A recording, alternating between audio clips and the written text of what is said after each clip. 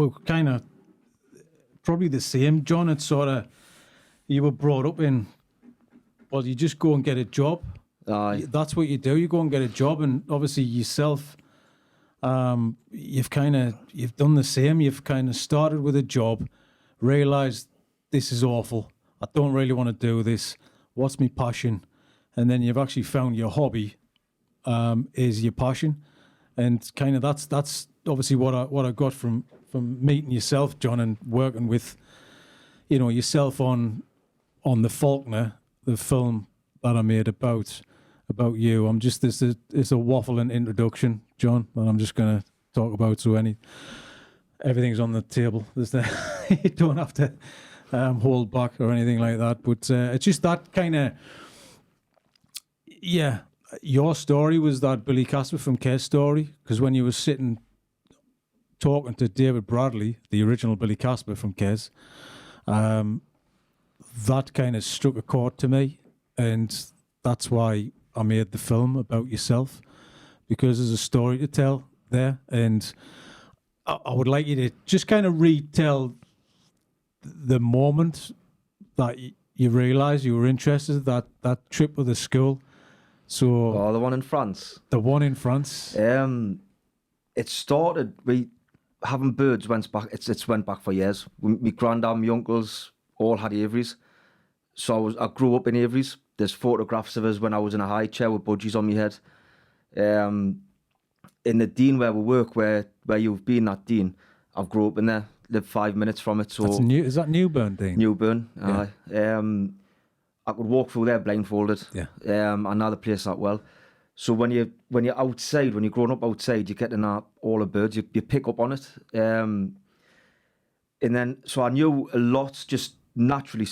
Birds sticks in my head. Animals sticks in my head. Maths, algebra doesn't stick in my head. That goes right out. But animals, I'm good. That sticks in. So I knew quite a bit about kestrels through watching them in the Dean, and just sitting watching them. You get to pick up all of how they hover, and you can spot the silhouettes. I didn't know anything about falconry, and then I think I was 12. It was in the last year of middle school, and we're coming back from Paris, and we're on the coach, and I was sort of in the middle of the coach, and as we went round the roundabout, just as we slowed, it was perfect. Just as we slowed down, this kestrel just came and hit a mouse on the roundabout. It was dead clear. It was slow motion. Do you know? It's when somebody says, "I seen something." It was like watching a car crash. It went slow motion. Yeah.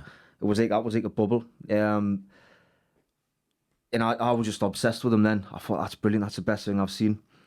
When I turned around, I was expecting everybody to be glued up against the window kind and were just messing around. Nobody else had seen it, and I thought, that's brilliant. That's my little thing. From the whole time, when I went to school, I didn't stick in at school. I wasn't bothered about it. I certainly wasn't bothered about French, learning it. I couldn't see myself needing it, so it was sort of, at the time, was irrelevant. I was there just for a free school trip. I was my French teacher knew that. She knew that I wasn't interested in it. So she kind of had a bee in a bonnet a little bit with you? Was that kind of thing? You weren't her favourite sort of thing? No, because I was the sort of one staring out the window. Yeah. And she hated that too. Wasn't that she was like an awful teacher? No, she was just very old school. She knew you weren't interested, so you would... And I'm 12-year-old and I'm trying to be respectful to her subject, it's her passion, but to me, it didn't mean no. And she picked up on it. So when we got back to school, we had to write down essays about what we'd seen. Everybody was writing about going up the Eiffel Tower. And it was the same thing. When I'm talking to my friends, everybody was writing about the same thing. And I thought, right, get in our good books, because I'm getting a bit bored of detentions now. I'll try and get in our good books. I'll write about something different, and it'll be something nice for her to read about. I wrote about the kestrel, handed it in, full of myself, and she hit the roof when she read it. She absolutely hit the roof, because she was like, you've just wasted time. I've took you to France. I've took you to the most romantic city in the world, and you're writing about stupid kestrels. And she was listing out all the major, like, the landmarks that you see, the stuff that we've done, and I was like, no, but that's what I've getting from it. Yeah. And she just thought it was an absolute waste of time me being there. But that sort of like spurred us on, because I was just thinking, that's just triggered something with me. I knew then that I wanted to get into falconry, because I remember sitting on the coach thinking, that's brilliant. And I knew the budgies and the parrots that I could train them in the house to fly at my finger. But I knew as soon as I was out the door, they'd be away and I wouldn't get them back. Where when I'd seen this kestrel hunting, I thought, I know that you can, I've heard that you can strike up a relationship with a bird of prey. You can fly it outside, it'll come back to you. And I was just got fascinated by that then. But she just didn't get that, because it was nothing to do with France. So that it sort of started from there. And I do think that that's going back, that's been like the little kick to sort of prove her wrong. Yeah. It's sort of the rebellious side kind of came out. Yeah, it's a big motivation for us. Like, I'm one of these. If someone says you'll never do that, right, we'll have a try at that. Yeah. Because that just, when we're talking about society, that's what it's like now. You stick in a school, you've got to do these, you've got to do that. Yeah. You've got to get a job, and that's it. Live the easy life. And that you were programmed in society, I think, to not take any chances. Yeah. Would take a machine sort of. Yeah, I'm kind of changing the sort of way I think a little bit as well with education. Obviously, I've got 2 young kids now, and the fact that you're going to university, it doesn't really bother me anymore, because I can see the world now, and my journey as well. It's try and find something that you want to do for the rest of your life, and try and find that passion, because you're going to be happy doing that.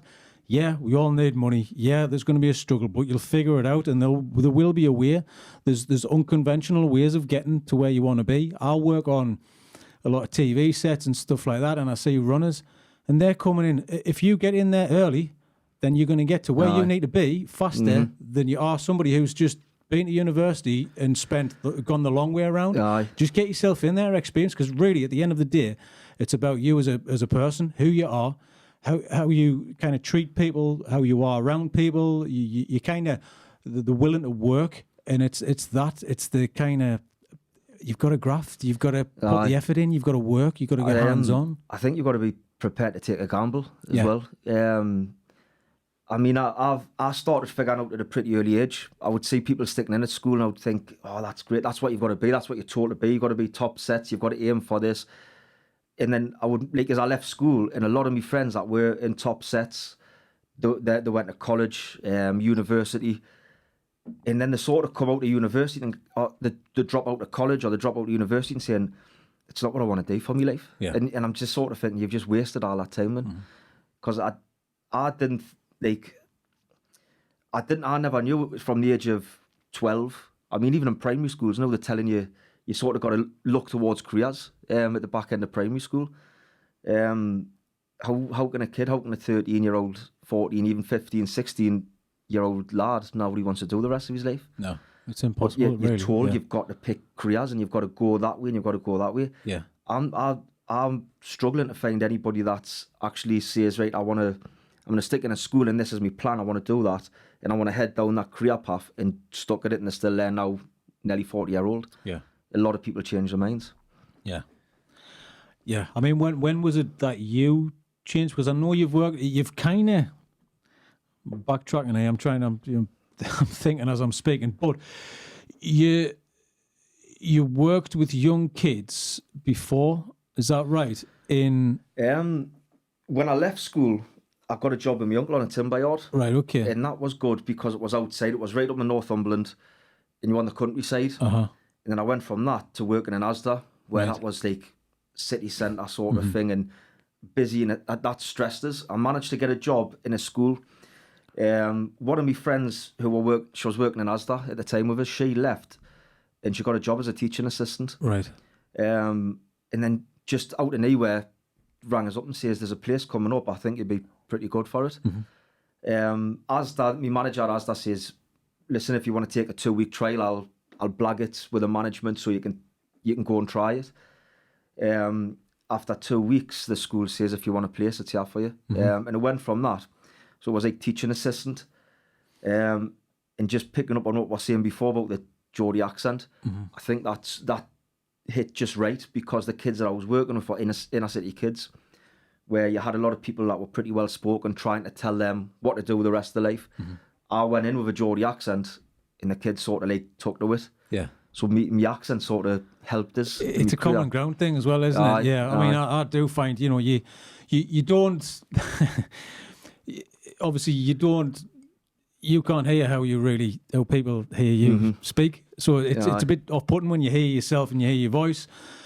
But you've got to relate to people, and I think that accent obviously relates to kids, but it's the mannerism as well, and it's the approach, and it's everything else, because kids are much different to adults, how you approach kids, because they're going to go for you straight away. They're going to pick something, find something, and then they're going to attack that straight away. But I mean, was it just a normal inner city school? It's classed. I think it gets classed as a deprived area because there's some pretty like rough estates. But the kids a lot of the kids that I was working with academically weren't brilliant. But you could see that I had something about them where they're worth working with, definitely worth working with. So my job is just being a classroom assistant, sort of snowballed. My line manager at the time was saying, we're going to give you the naughty kids. You seem to get on well with them. You take the ones that's getting kicked out of lessons. And it just started from there, so it snowballed. And then we eventually, I think it was 5, 6 of us, formed like a sort of behaviour unit inside the school. So it eventually became a school within a school. And it was for kids, for the lads and lasses that couldn't access mainstream education. So it might have been for behavioural reasons, emotional problems, whatever reasons were struggling inside in big classes, disrupting, getting into trouble. Generally, some of them just being a pain for the teacher. And the teacher needed them out to teach the rest of them. And then it started from that. So I spent about 5 years, 5 or 6 years working in this sort of behaviour unit. So when did you think, right, okay, I'm going to start my own falconry business? Or when did you see that this was actually an option? I can make some money from this. I can make a living from this and do my passion. I can walk around in Newburn. I can kind of live the life I want to. I was flying birds of prey as a hobby, and it was just a weekend thing. The school worked brilliant because it wasn't long days. I would be back in the house for 3:30, and I could get out the afternoon flying. I had my weekends and I had all the school holidays. So falconry just fitted in. I had plenty of time to put into my birds. What I started to see with education, and what really frustrated us, was it seems to be like a one size fits all. And if you've got some sort of problems, if you're not hitting it academically, if you're not hitting the targets that say Ofsted set, I always found, and this is just my opinion, and this is my observations of working in the school, you are sort of forgetting about, because the schools need to be getting those grades. There's a lot of pressure on teachers to kind of hit a target as well. So so they're focused on what they need to do so they don't get fired. And then that's it. Some kids get. It was stressing me. It was stressing me colleagues out as well, because we're like, we need to be getting these targets, and we're getting a lot of pressure. And the school itself was under a lot of pressure to get certain targets for like to hit your Ofsted grades. That meant that the kids that were struggling weren't getting the attention that they needed, or they weren't getting like the stuff that they needed to learn the way that them did. I knew that a lot of my kids, they were no good sitting in a classroom with a textbook. Some of them couldn't tell the time. They struggled to tell the time, but the school was saying, you've got to do algebra. They couldn't do it, and they didn't see the relevance to it. So that was frustrating me, because I was seeing good kids failing because they're being taught in the wrong way. Like the business side of it, sort of, I had this business plan in my head that one day, it was just a pipe dream, to be totally honest. It was a total pipe dream, thinking that's what I want to do, that's what I want to aim at. Probably never going to happen though. But I had the business plan sort of written up, and I just put it to the side, because the more I was getting into speaking to people in falconry, I spoke to one well-known falconer who makes a living out of falconry, and he just told us straight out, he went, nah, you'll never make, his exact words were, you'll never make a living out of falconry. And that knocked me confidence, because my confidence gets knocked easy. I can take criticism, but if somebody criticises, it comes back, and it's on my head and it's running. So he sort of knocked me confidence back. But then I was like, you're making a living out of it, so why can't I? Then my friend, a lad that I hadn't spoken to, just out of the blue, I hadn't spoken to him for a good 10 years. he messages one day on Facebook and says, would you mind bringing your birds up? We're having a bit of a garden party for my son. Will you bring the birds up, like, just so you can hold them? He put the photographs on Facebook, I put them on, and then within half an hour I had somebody else saying, can I bring my kids to see your birds? Can I come and see your birds? Can I come watch you fly them? And I'll give you a few quid. I just thought, great, it's a few quid to come in, save the money. I was just saying, if you want to make a donation for food, and that'll do. And then it just sort of snowballed, and it went from a weekend thing, getting like appointments in, and then I started looking into getting me licenses to do it, and it was just a part-time job, and I was working at the school, and then I was running the business like night times and weekends, and then it just kept getting bigger and bigger, kept growing from there. So it's kind of natural progression, isn't it? Really? It just sort of grows by itself. I think I have been dead lucky. I mean, I've worked hard. There was times when I was working, I wouldn't even like to think about the amount of hours that I had to put in to get the business up and running. It was exhausting. But I have gotten very, very lucky. I think I've been in the right place at the right time. Things have happened where you just think, that's crazy. The way we've met David Bradley and the way everything's worked out that way. The way I've got me centre in Newburn. That was just people messaging us who I've never spoken to for years, and things have just grew from relationships from there. I think if you have an idea and you have a goal and just a passion there, and start something and just do something, then things come from that. Yeah. And especially, I mean, from us meeting, from Always Wear Red, shooting our stills campaign for those guys with your son, Aidan. Yeah. With your son Aidan, and then me hearing you talking to David Bradley, us getting David Bradley up to do a night with David Bradley, you talking about your story, me shooting a film of yourself. Everything has branches, and it's just, you've got to be there in the opportunity. You've just got to go, do you fancy doing this? Do you fancy making that? And I think that's what everything should be about. Just ask the question, what's the worst that someone's going to say? No. So don't stop yourself from getting yourself out there and putting yourself out there. That's sort of the way I look at it. No, if an opportunity comes up and I can see, I'm sort of one of these where I think, if I didn't take that, I might regret that in a couple of years. And if I take it, what's the worst that's going to happen? Yeah, because it's frustrating, because you know what, you're like, I wish I could get this, and I wish I could, but how do I get to that? But obviously that's something out of your control. But if it's there, you go, well, actually, I'll create it myself. So you've done exactly the same thing by opening your business. What we did after that was I came and I spent a few weeks back and forth with yourself, and you're doing educational days from the school with kids, the unruly kids. That's the best way to describe them. I mean, I don't know what the best way, because we've had a conversation. How do you best describe them? The only way I can describe them is like this, what's the saying? Is it square pegs, round holes? Yeah. It's them type of kids. Yeah. They're just not fitting into classrooms. They're not fitting into the sort of environment where schools tell you what to learn. Yeah.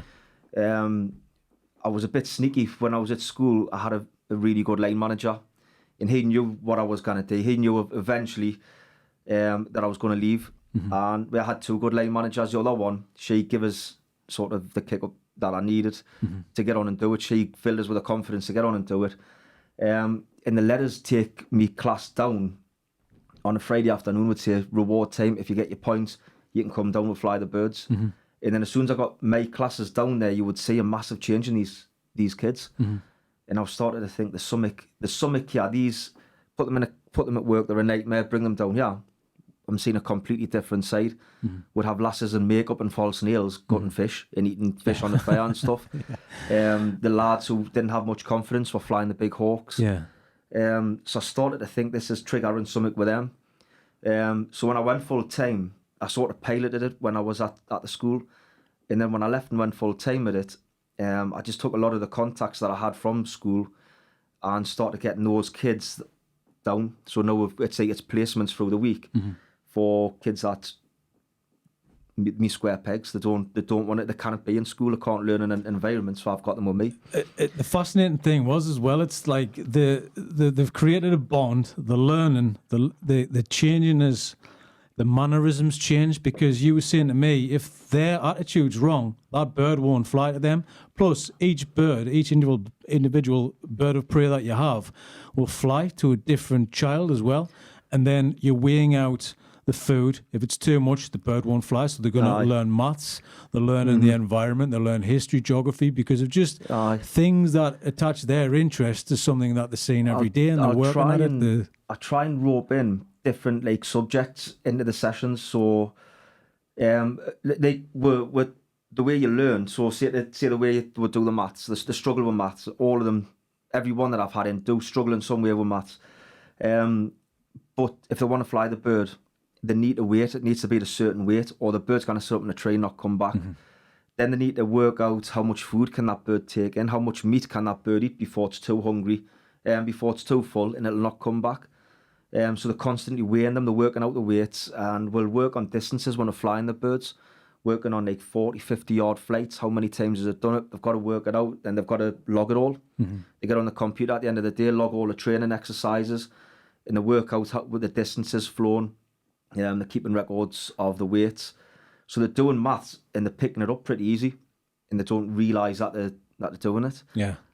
So bringing like science, geography. They've got to know the weather. Sort of life skills, isn't it? That's plus these are the skills you're going to take into life, you know, because this is every day. You kind of, especially those kids will probably be working outdoors, and they're going to have more knowledge because they're living it every day, and they're learning by doing it. Which is like on Thursday, I've just getting a load of parrots. Somebody gave us about 30, 40 parrots. So I had to build an aviary, and I had to build it pretty quick. And I had two of the lads in. And I just said, listen, we've got to do this, make it look nice. Before you knew it, one of them, he had never even used a drill. But they were measuring it, they were cutting everything. We built this big, massive aviary, it looks brilliant. But you could sort of see them taking, like, stepping back and looking, going, that's just a little bit off, and then getting it right, and then looking back again, going, brilliant. You could see they were loving it. Because you could see, like, a finished product at the end of it. They're the type of kids that's going to go on to get like a trade, because at the end of the day they want to achieve. They're making it with their hands, so they want it to be good. They want it to look good as well. So I mean that's it was fascinating when I was down and I spent some time. I think it was a few weeks. The project was called Riverside Boys. We didn't get full permission by the school, so we actually pixelated the faces as well, which I kind of found.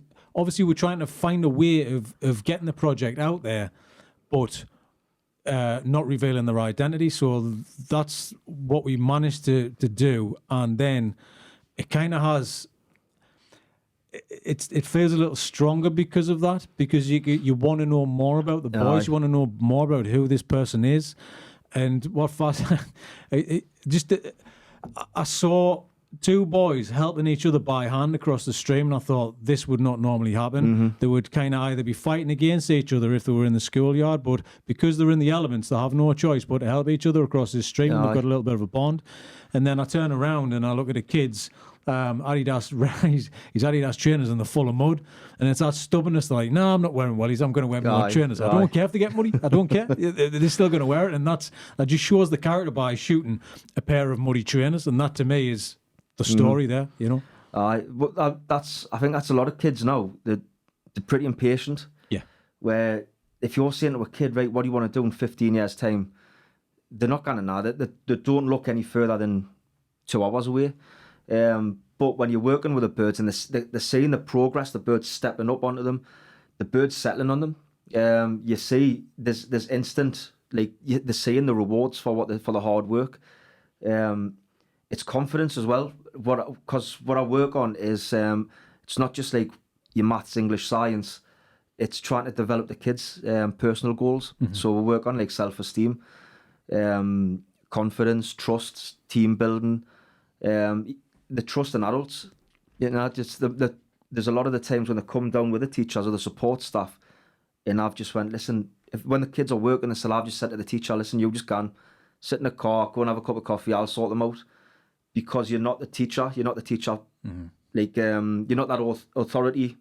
So they've got a bit more trust in you. Yeah. They'll talk to you, you can calm them down. Yeah. Where if you're a teacher, they've got the backup straight away. There's that authority wall in front of them. Yeah. Whereas a couple of times I've just had to come here, you sort yourself out, and that's it. Yeah. It's sort of, because I haven't got that barrier there. It's not that they see us as a friend, they know there's a line and they don't want to cross it. Well, yeah, because obviously you've got something that they want, and they want to achieve that, and they want to achieve something. So it's just a working relationship, and there's a mutual respect there as well, especially with the birds, especially with yourself. But at least you're not frightened to turn around, because you've got kids as well. You've got boys yourself, and you know what boys are like. It's like it's go time every single time they're with each other. So it's so you can go, guys, just pack it in. Will you just come over here and stop doing that? Even when I was there, I was sitting there, and one of the kids turned around, "What are you here for?" Straight to me. I hadn't even spoken a word to us, and it's like, "What are you here for? I hear you. I don't know why you come down." I'm like, some words to that effect, and I'm sitting there just, this is what it is. You can't say anything. You've got to sit there. You're out your comfort zone, but you put yourself in those situations because you can, he's communicating still. He's still communicating. Don't know why. Don't know what's going to happen. But at least, there's something there, and he's. I don't know. It's I don't know how you feel about that kind of thing. A lot of it's sort of just like, because you just let him get on with it as well. You wouldn't go, "Oh, don't talk it down like that." You just go, "Oh, come on," and that would be it. But you know these kids, so it's, I think when you spend a bit of time with them, and you can figure them out, you can suss out their personality. Yeah. So you've got something where, like, if when you come in, he went, "What are you doing, yeah?" Yeah. And that's not him. That wasn't him being rude. That's the way he's been dragged up. Yeah. That's the way he talks to people. Yeah. That gets him into a load of trouble in school, because you're not allowed to speak to people like that. Yeah. You've just got to sort of approach it in a different way, and like, "What are you doing, yeah?" You know, like, what are you asking me? What's it got to do with you? Yeah. And they respond to that, and they don't argue back with it. It's just the way that they are. They're not trying to challenge. The thing is, because there was another boy who was really chatty. He was always chatty with you, and he was always interested. He wanted to have a look on the back of the camera, and he was always he's always wanting the attention. And for a fact it's the attention thing as well. So it's fascinating. It was just interesting because you're there, something might happen, something might not happen, and it was just a fascinating thing to kind of just observe. And every time I put this work in my portfolio and go and show creators to kind of generate work and all that kind of stuff, and everyone's fascinated by it. Everybody loved it as well. I even took it to New York, and somebody said, "Well, what's a kestrel?" Have you ever heard that before, John? What's a kestrel? I've never heard that one, but the best one I did hear. We're walking past the stables. One way up to the stables one time to work in there, and one of the kids was going, "John, what's that? What's that on the floor?" And I'm looking, and I'm thinking, I don't know what you're looking at. And he's going, "There, what is it?" And he just total shock on his face. Yeah. And he got right down to it. And I'm expecting like a rat or a big caterpillar or something like that. And it was a bit of horse shit. And because he was in a city, he's never seen it. Really? And I was like, "This is what you're talking. What are you on about?" Yeah. He went, "What is it?" And I had to explain it, and he was just totally amazed.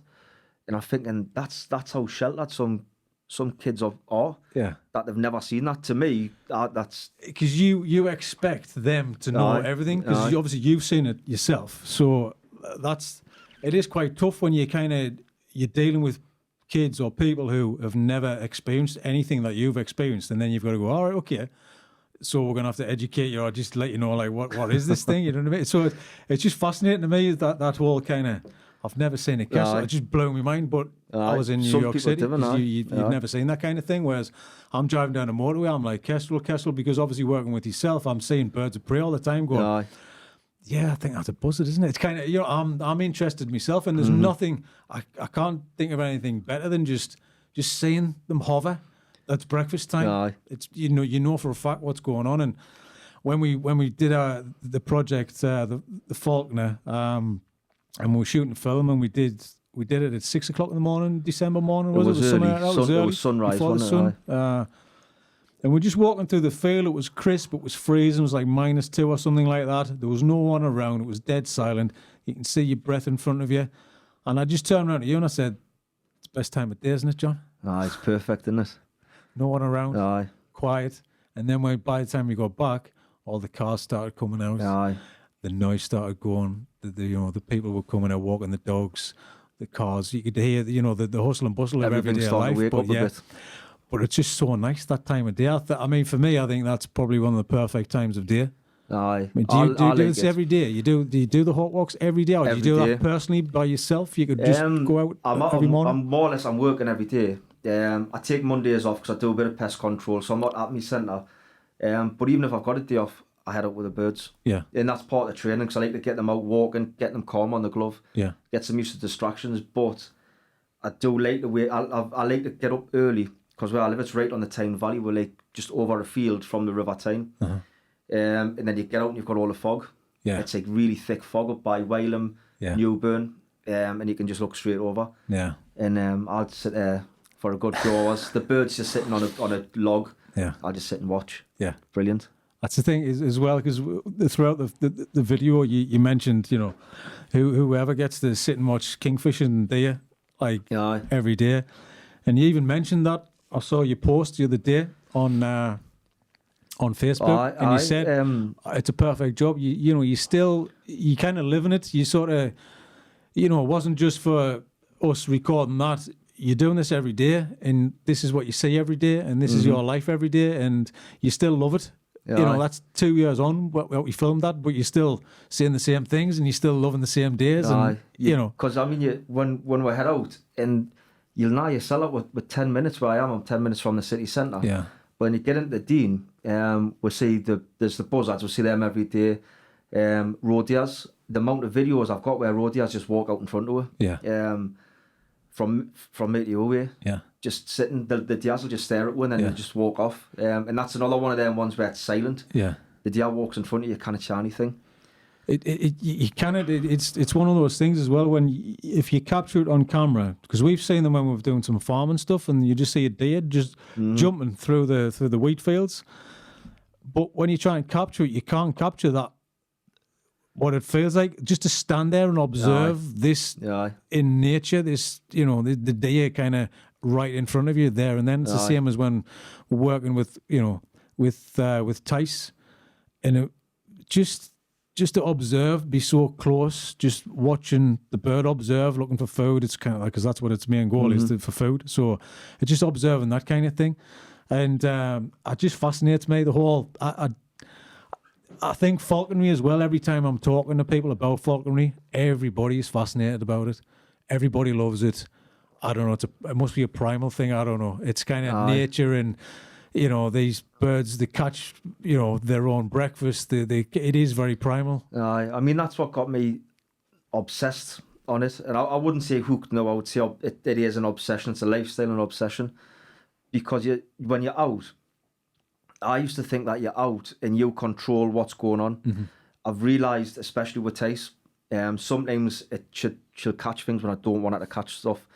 If I've been out and somebody said I'm a hardcore vegan, sort of guarantee that the bird's gonna catch something. Yeah.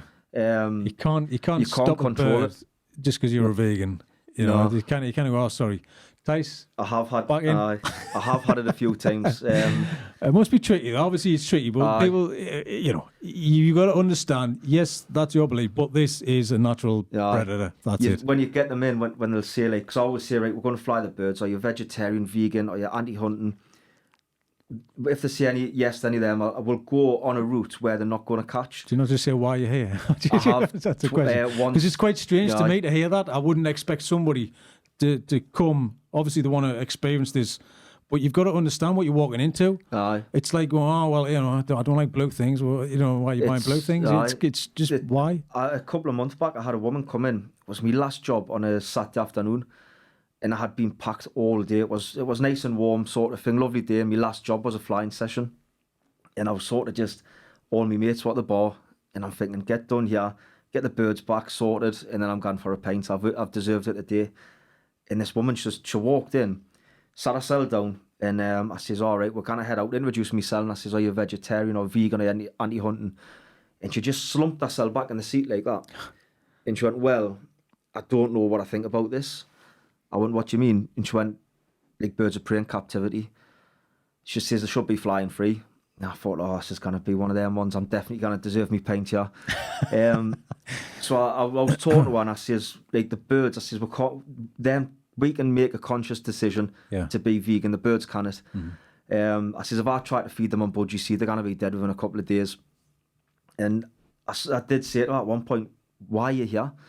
because her like opinion was that birds of prey, they want to be up there and they want to be seeing the sights and they fly for fun. And I thought, right, I'm gonna have to try and turn this round here. So I was telling her about how predators or lazy animals reserve the energy. The only time you see a bird of prey flying really is if it's hunting, which means it's hungry. And we got through, and she was like, "But birds, they need to fly." And I went, "But you're coming to see them fly? Like the birds fly." And all she had on was her flying dresses, and she's flying through the trees. It was Tace, and she's flying through the trees and doing everything completely free. And she was still going and going, and I'm trying to say to her, like, what you do with goldfish then? If that's the case, do we let our goldfish go in the tank? Do we let our cats and dogs run free and don't let them come back? And I says, you cannot really just say that, you know. And I says, these birds of prey are pretty much as free as they're gonna get. I says, I kind of get her back. I says, if she doesn't want to come back, she's not coming back. I says, no, even if I was 2 stone lighter and fit enough, I kind of climb 40 foot up that tree. Because even if I do, she's just going to hop to the next branch. I says, you can't catch a bird in a tree that doesn't want to be caught unless you kill it. And she just didn't get that. So we got halfway along the walk, and she was just going and going and going. And I just got to the end. I thought, you know what it is, I'm not bothered now. Like, I says, listen, we're going to cut this short. And I says, we're going to head back. I says, you've been no but disrespectful here. So I called the bird in and tasted straight away onto my glove. And she was in good condition at the time. The condition is where you don't even need to put food on your glove. They'll follow you. They'll come down to your glove as soon as you give them the signal. So I got Tyson and showed me, what you mean, cut it short. I went, you've been nothing but disrespectful. Yeah, I says, I'm trying to explain to you about falconry, how it works, how birds of prey work, how they would live in the wild. And I says, you know, like, I says, I dedicate my life. This is my life now. And I says, falconry you can on like thousands of years. And I says, like, some of your biggest civilizations have practiced falconry. And I says, very little of it has changed from the very first time they're caught and trained. And I says, like your 3 big relationships with animals, working relationships as horses, dogs, and birds of prey. I says, but you're trying to tell me you're not better than some, like me. I says, I can tell that you haven't done your homework. I says, you've come along, you've just picked and picked. As I've listened to your opinions, and that's all it are, the uneducated opinions. And you could see I started to, like, she didn't like it that I was challenging her. But I had spent like an hour just trying to explain things to her. And I went, listen, I'll tell you what we're going to do. Yeah, and I thought, this is the only way I'm going to win this argument, sort of thing. I brung Tice down and I took the anklets off her. I took the telemetry off her tail. Okay. So what can you just explain what the telemetry is? The telemetry is like, it's a small tracker. It's like an aerial. It fits onto the tail. It fits onto a little clip on the tail. And then if Tice goes missing, I've got an aerial on me. I've got an aerial, and I can just put that up in the air, and it'll give off a signal to what direction she's in. And the closer you get, the stronger it gets. So I thought, I'm going to take a massive gamble here, and I'm going to take the telemetry off. So if she guns, it's going to be hard to get her back. And I says to the lass, I went, right, listen, I says, she's got nothing else. I says, we're going to let her gun. And she was like, well, what do you mean? And I says, well, you're telling me that I'm keeping this bird prisoner, and she wants to be free. She wants to be up there, talking to her friends, circling away, looking at the views. I says, if she doesn't come back, I says, then you're right. I'm gonna have to seriously think about my lifestyle here, and which way I'm gonna go in the future. I says, but this is all I can do to sort of prove it. And I says, just give us your glove, and we're just gonna walk. I says, she's up in the tree there. Just walk. Like, literally all she had on her was our ID rings.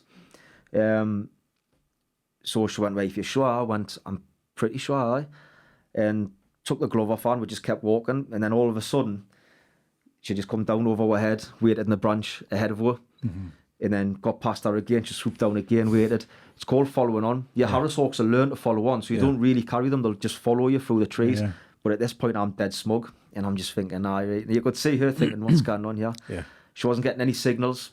They sort of learn to do it because you're beaten, you've got food, or you're going to create food for them, so they'll stay with you. We got all the way down, nigh on a mile, where she just followed without any prompts, any calls, anything. And I says, right, listen, just put the glove on. And I says, she's behind us somewhere in the tree. She's going to be up there. I says, don't look. I says, don't give her any sort of prompt. Just put your glove on. And then when you put your glove in the air, we're going to count to 3. She put her glove up like I got it 2 seconds. Tice was straight in. I was just dead smug. I was absolutely loving it. So I just wrapped the anklets back around, got her off. I just say, sorry. I went, listen, explain to me what just happened there. I says, that I'm holding that bird hostage, according to you. I says, so tell me why that bird just followed her. And she went, well, to be honest, I can't. I'd say to her, I went, wait. I says, I can tell you exactly what's happening. I says, the bird now, when it's with me, it's got food, water, shelter, protection if it needs it. I says, it's a lot easier for that bird to follow me and live with me than it is to get out and hunt by itself. The birds now, I says, when I'm working with the birds, I says, the only manipulation I've got is seeing the pleasure of seeing it flying. Mm-hmm. I says, literally, that's all I get out of it. I says, but the bird's using us. I says, the bird's using our relationship to its own needs. I says, so if she didn't want to come back, she wouldn't have come back. And that's sort of won the argument. It did win the argument round. Yeah. She lightened up a lot then. Okay. It took a lot though. How long did that take? That whole hawk walk is quite a walk, isn't it? It's about I can get up to about 3 mile. Yeah. And it felt a lot longer. The first half when she was mourning, it felt a lot longer. Did you think, oh, what's our agenda? Is she a journalist? Is she trying to kind of? She had says her sister bought or it. Something. She says her sister had bought it for her. Uh-huh. And I think her sister done it just to wind her up, to be honest. Really? She must have. Yes, so, and you've got to sort the problem. But then it's good. I love the way you've done it, though. You've tried. You've done it. You've tried, because obviously you're loving your passion for what you do, and they fly every day. They wouldn't, if they had a problem, they wouldn't come back. You said to me, if Tyson doesn't want to come back, she's not coming back. So there's no he's got to wait. Film whatever happens, and then I can't help it. If she spots something in the trees, that's it. And you obviously had to go and retrieve her a few times as well, because she'd seen something. I mean, if they can't hunt, and if them see something, they've still got that instinct to hunt. You're not training them. You're not taking that instinct out to hunt, and you're not feeding them. If she's up in a tree and I've got this tiny little piece of chicken leg, and there's a rat running past her, she's gonna go for the rat. Or if there's a rabbit over there, she'll get that. It's because they've still got that. You would never take that out of them. I've worked with birds that have been just display birds, and I've got one there. She's 10-year-old. I got her off a bloke last year because he didn't have the time for her, and he says she's never hunted. He's literally just used that just to the enjoyment of flying her. This year she just switched straight on. We're getting her out after the moult, and we've been training on a lure machine, and she's switched straight on. So they've always got that instinct.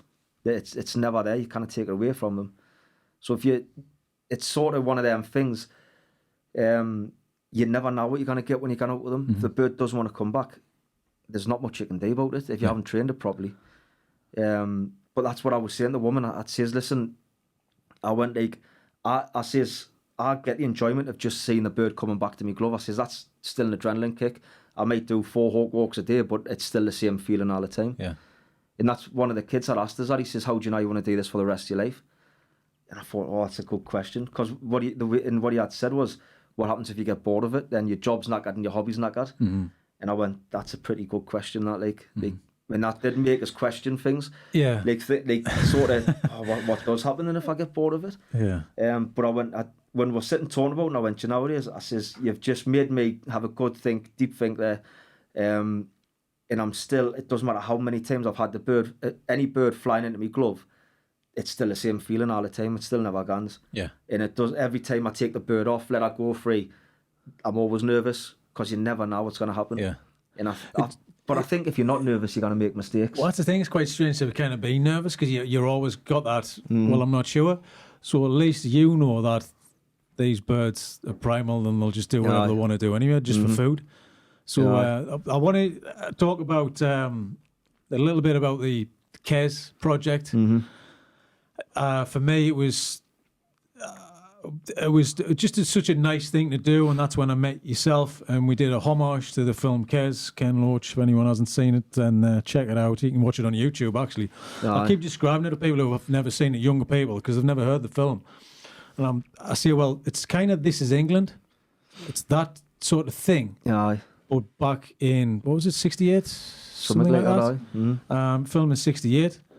where he cast from schools, so you kind of getting this rawness about the actors and the characters, and there's almost a documentary feel about the whole thing, and I find This Is England is very much on the same path and on the same lines, and the humour's in there as well. It's just it's one of those.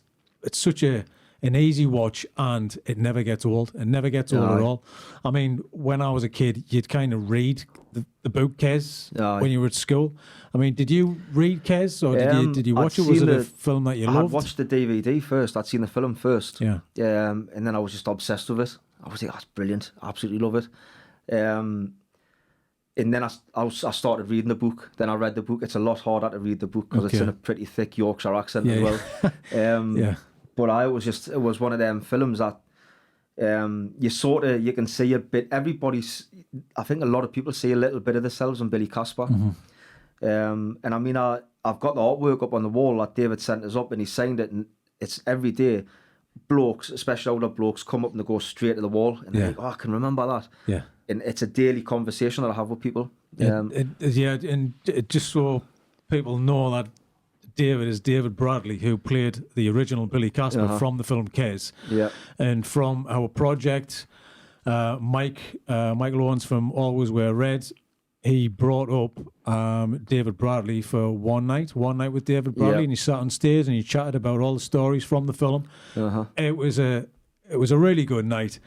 It was packed wall to wall. It was packed, wasn't it? It was. It's just to hear the stories as well. The guy's an interesting guy, and he's got some stories, and he's got some behind the scenes stories. So hopefully we're going to try and get him up here and do this, because I think it'll be really good. But. But David's kind of, he's opened himself up, and he's always been known for this character as a boy, and he's still, how old is he now? He must be 70s or something like that.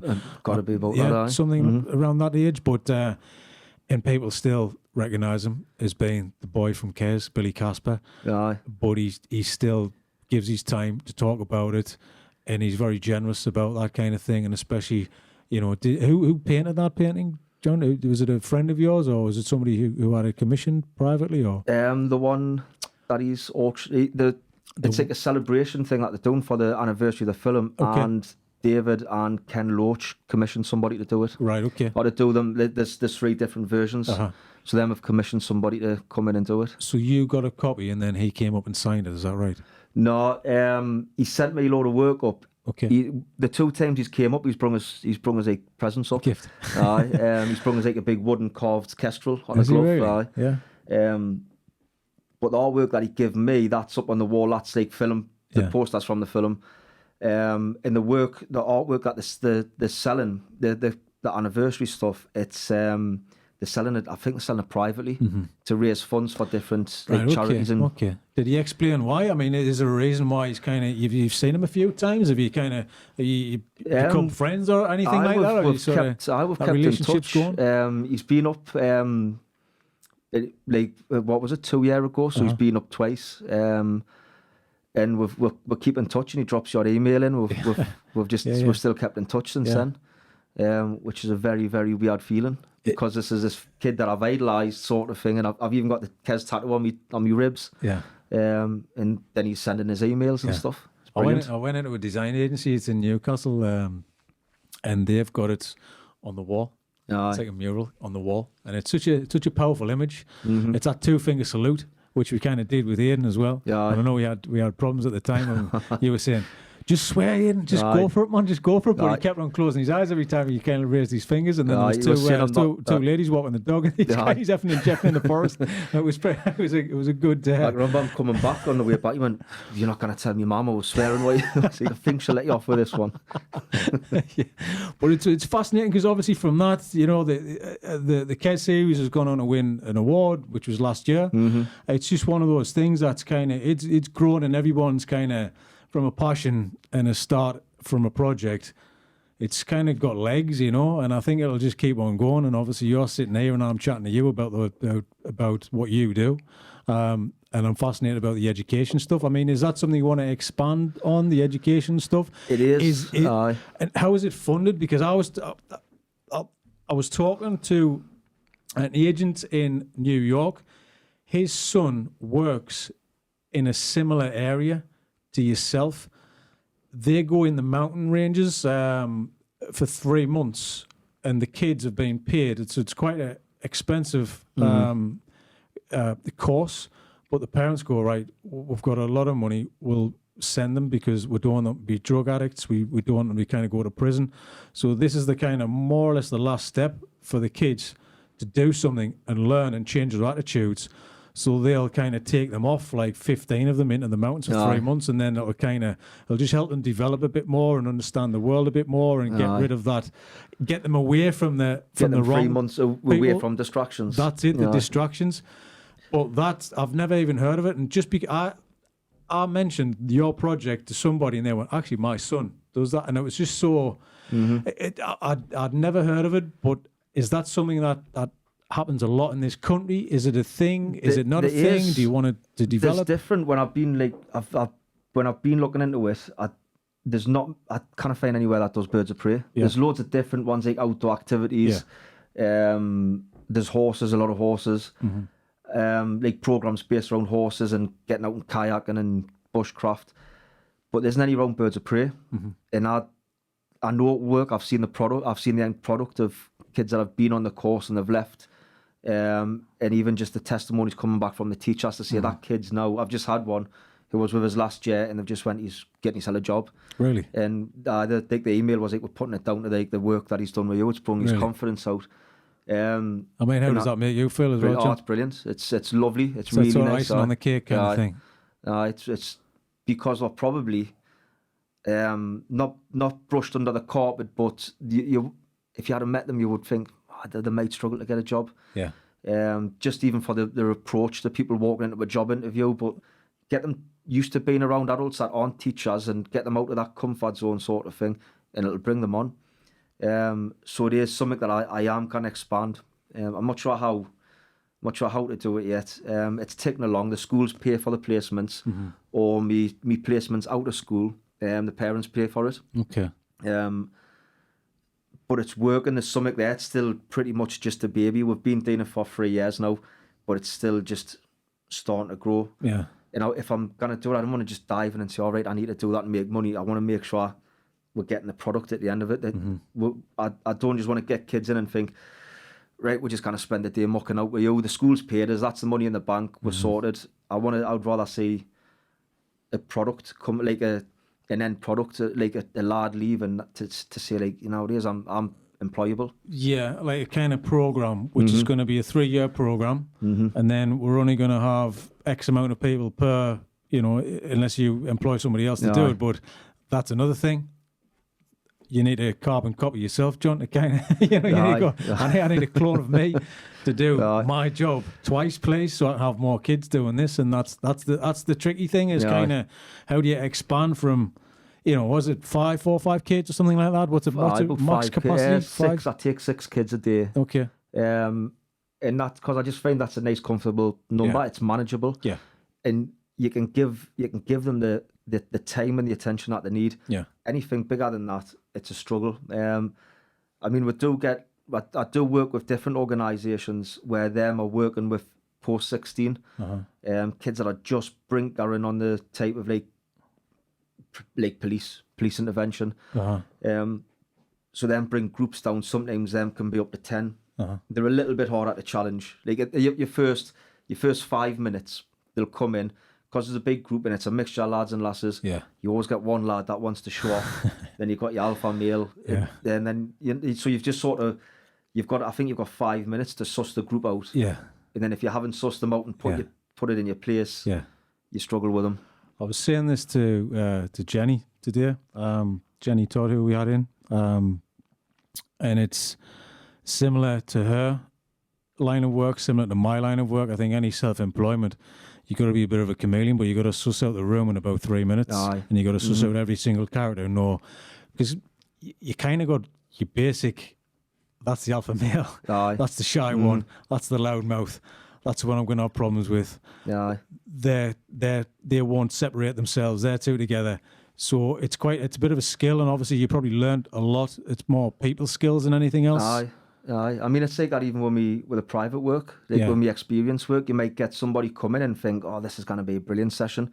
Within 30 seconds of them coming in the door, you can tell we're going to get along dead well for this next hour. Yeah. Then sometimes you might get people coming in like, oh, how do I approach this? Do they want to hear that story? Do they want to really hear about this? You've got to sort of quickly suss them out Yeah. and figure out what they want, what they're coming for. Like that lady giving you a hard time. Aye. That's a test of skills, though. That's a test of kind of who you kind of are as well, and how you manage people. The biggest John? test with her and people like that, it was trying to take the high road sort of thing, because Right. at the end of the session, she says, oh, I'd love to go for a pint. She says, but I've got to get home and feed the cats. Mm-hmm. It took every single little bit of like self-control not to go. I'm sure you've just been lecturing me about animals being kept in captivity. Do you not want to let your cats go and let them feed themselves? Yeah. But I thought, no, I'll just let that one slip. Yeah, because that's you're just opening another door there, John. You know what I mean? I thought, no, right, we've won that argument. We'll just move on now. Yeah. But I mean, obviously, you're doing this. You do it for a reason, and you've kind of. I just maybe just want to go back to like you as a teenager and just talk about, have you followed similar footsteps? Not like the unruly kids, because you come from a different background, but having people saying, no, you can't do that. So is this been it seems like you're driven because of somebody else fueling your fire by saying you can't do something. I just wanted just a bit more about yourself, like how you, your self-motivation, your drive, I mean, when I was growing up, I was sort of like, I was like a funny sort of teenager. I kind of figure out what I was doing when I was a teenager. I always had plenty of friends. Would be out on weekends, out all the time, playing football. But I spent a lot of time in the woods as well. The dean where we're all, as kids would be in there, would be building camps in there, and would just spend all day. It was like, in the 80s, it was like when you hear people saying you would go out and you would have to come in when the street lights went on, and that's what in the dean all the time. Building camps. Take your clothes off at the back door. Yeah. And then as you get into teenagers, once we started going to school and you start like, you go wagon school. Yeah. That's where you go and hide. You know the dean like the back of your hand, so you know even if the teachers come in looking for you, which you used to, you know exactly where to go, where the teachers cannot find you. Yeah. Because my school, me high school was right on it backs onto the dean. And then it's like weekends, there's nothing to do for kids. So we would just get with bottles of cider, go and have a drink in the dean. Mm-hmm. And that was it, walk the trouble, walk the way, just enjoying ourselves, having a little campfire and just sitting with our friends. But like a lot of me mates were like, they just done lads things. They just wanted to play football all the time. Where I still had that little bit where I didn't mind going off and doing my own thing. I would go and fishing by myself. Yeah. You like your own I space. like my own space. Yeah. And like I fish a lot now. Yeah. But when you're a teenager, people are like, that's a bit boring. What are you doing that? You know, like, do you not want to come play football? And like, played football yesterday, I'm going to go and fishing the day. So I just sort of went off and done my own thing, even if it wasn't seen to be like the cool thing to be doing at the time. It seems a bit of a pattern with people who do what they love to do. It's just, there's that drive there. There's that little kind of extra that they need their own space. They want to spend the time doing. They need to tick that box and do what they want to do. I've got to have as well. my own space. I mean, my wife knows that all too well. She knows when she can go out for a walk, go in the garden with the birds or something. You got 3 boys as well, John? 3 boys. You need your space. Definitely need your space. You take your hat off to your wife. Obviously, she's a trooper and she's had her issues in the past. I mean, she was the one. When we're going on about people saying you can't do it, that's what you sort of get that all through your life with school, just saying you've got to get a job, and that all the jobs that were available to me were just like factory jobs, dead end, stacking shelves, whatever, and stuff that I couldn't do. And I just got sick of people. You sort of fall into, when I was working at Asda, there was a mantra. Every day you would go in and you would clock in. It was night shifts, so every night you would clock in. And this one woman used to turn around to us all the time and say, there's got to be more to life than this. And it was every single night. And I used to wait for her saying it. At some point, she'd always say it. And I'm thinking, of course there is. We're not, I didn't say was built and put on earth to just work. Yeah. And that sort of just grinds me down. That depresses me, thinking that's all people do. Yeah. It's a bit of a mental thing, isn't it? It's having the willing to change, but it takes a bit of courage to kind of change that path. Yeah, I know we're all stuck in a financial kind of, tunnel sometimes when we can't get out of that. But I just think it just takes that. You can still try and do something else. Try and do something on the side like you did yourself, I mean, there's a loads of people in the frustrators where they didn't do anything with their life. They just work, go to bed, get up, work, go to bed. And I just think to myself, that's not that. I couldn't live like that. I couldn't think of anything more depressing than like living to work sort of thing. That's all you do. And my wife knows that. She can tell when I'm getting sick. Yeah. At the school it was good. I enjoyed it. I enjoyed my time at the school, but she knew that I was coming to the end of it because I was starting to whinge. I was getting in the house. I was mourning and sort of. And she just turned around one day. She went, "Listen, you need to take the jump." She says, "You do want to do that. You kind of keep doing the two of them." And I thought she was going to be, do the safe route. I thought I did think she was going to go and do the safe route, stick with the school, knock the falconry on the head, because that's a steady wage coming in, and that's a lot of people are fixated on the steady wage coming in. Yeah. And that's what gets you depressed. And I just thought, right, that's the easy thing to do. That's the safe thing to do. And then she went, "No, do your falconry." She says, "I can tell you're sick of the school." So I thought, well, if I've got her backing on it, then I've got no to lose, really. So we just